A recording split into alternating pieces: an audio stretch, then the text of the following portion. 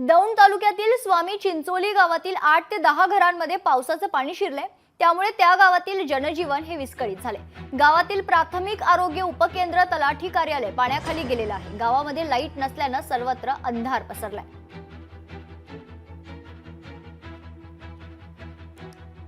दौंड तालुक्यातील स्वामी चिंचोली गावातील ही दृश्य आपण पाहतोय। या गावात 8 ते 10 घरांमध्ये पावसाचं पाणी शिरलंय। पावसाने या ठिकाणी देखील थैमान घातलेलं आहे, त्यामुळे या गावातील जनजीवन विस्कळीत झाले। गावातील प्राथमिक आरोग्य उपकेंद्र यासोबतच तलाठी कार्यालय देखील पाण्याखाली गेलेलं आहे। गावामध्ये लाईट नसल्याने सर्वत्र अंधार पसरलेला आहे। संपूर्ण गाव हे जलमय झाल्याचे चित्र आपण पाहतोय।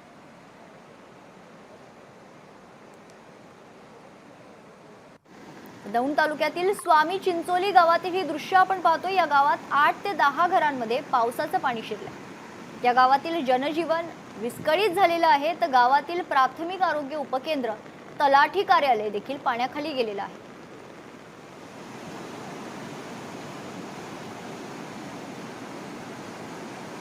सतत सुरू असलेल्या पावसामुळे गावातील वीज पुरवठा देखील खंडित झालेला आहे, त्याच्यामुळे सर्वत्र अंधार पसरलेला आहे।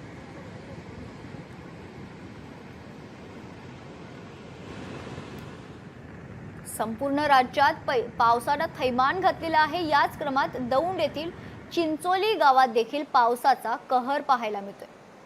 सतत सुरू असलेल्या पावसामुळे गावातील प्राथमिक आरोग्य उपकेंद्र आणि तलाठी कार्यालय देखील पाण्याखाली गेलेलं आहे, तर गावातील वीज पुरवठा देखील खंडित करण्यात आला आहे, त्याच्यामुळे सर्वत्र अंधार पसरलेला आहे।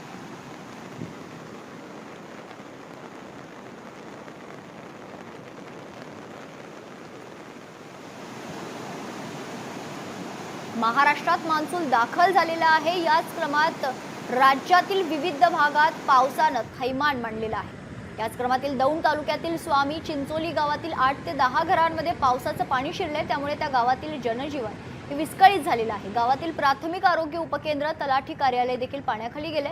या गावामध्ये लाईट नसल्याने सर्वत्र अंधार पसरलाय।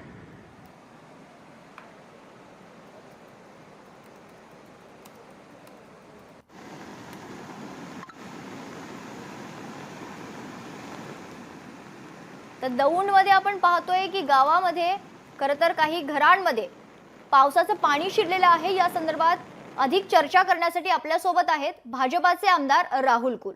राहुलजी, स्वागत आहे तुमचं लोकशाही मराठीमध्ये। आपण बघतोय की वेगळं एक चित्र निर्माण झालेलं आहे।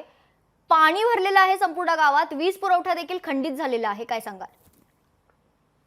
साधारणपणे दौंडमध्ये अतिवृष्टी झाल्यामुळे आम्ही सगळेजण प्रशासनाची ऑनलाईन बैठक झालेली आहे। काही गावात ओढ्याचं पाणी शिरलंय, काही ठिकाणी कॅनॉल फुटल्यामुळे पाणी जास्त झालंय। पुणे सोलापूर रस्त्यावर काही ठिकाणी पाणी आल्यामुळे वाहतूक ठप्प झालेली आहे, परंतु प्रशासनाला सूचना दिलेल्या आहेत की ज्या ठिकाणी रस्त्यावर पाणी यायची शक्यता आहे ते रस्ते तातडीने बंद करावेत। ज्या ठिकाणी अपघात होण्याची शक्यता आहे त्या लाईनची काळजी, इलेक्ट्रिक लाईनची काळजी घ्यावी।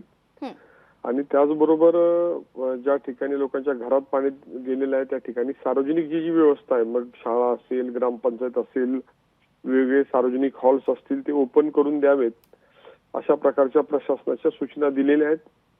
अतिवृष्टीचा पाऊस थांबल्यानंतर अतिवृष्टीचे पंचनामे करण्यासंदर्भात सुद्धा सूचना देण्यात आलेल्या आहेत आणि प्रशासनानं सगळ्यांनी जागरूक राहावं आणि त्या त्या गावामध्ये महसूल विभाग असेल, पोलीस यंत्रणा असेल, बांधकाम विभाग असेल, जलसंपदा विभाग असेल, यांनी लोकांना आवश्यक त्या मदतीसाठी सत्वर राहिलं पाहिजे, अशा प्रकारच्या सूचना या आता नुकतीच आम्ही प्रशासनाची एक ऑनलाईन बैठक घेतलेली आहे आणि त्या ठिकाणी दिले। स्थिती नियंत्रणामध्ये आहे, लोकांना अडचणी येईल त्या ठिकाणी आम्ही उपलब्ध आहोत आणि त्या माध्यमातून ज्या अडचणी येतील त्याच्यावर मार्ग काढण्याची तयारी आम्ही सगळ्यांनी केलेली आहे। निश्चित। राहुलजी, सर्वसामान्य नागरिकांसोबतच शेतकऱ्यांचं मोठं नुकसान होतं। शेतकऱ्यांसाठी काही मदतीसाठी तुम्ही तुमच्या वतीने प्रयत्न सुरू आहेत का?